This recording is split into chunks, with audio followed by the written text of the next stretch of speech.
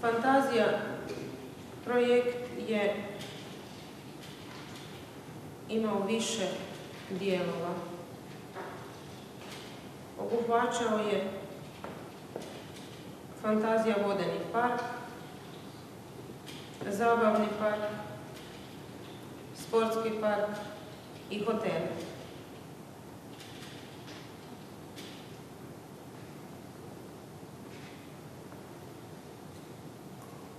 U to vrijeme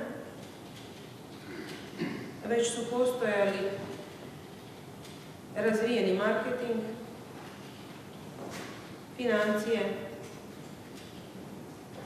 računovodstvo, IT sektor, pa sam ja imao zadatak da razvijem ljudske potencijale i unaprijedim marketinški dio projekta. Sa nekih 15 zaposlenih došli smo do 20-ak. Molim? Preko 20. Preko 20-ak. Došli smo na preko 20 zaposlenih.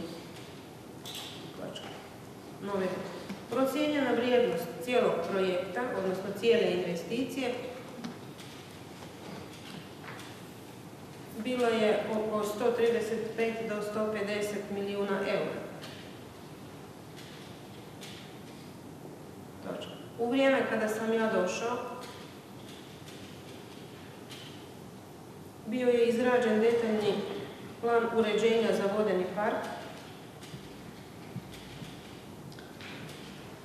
izrađena marketinška strategija, predinvesticijska i investicijska studija, a za hotele je bila ishođena pravomoćna lokacijska dozvola, te sačinjen idejni projekt.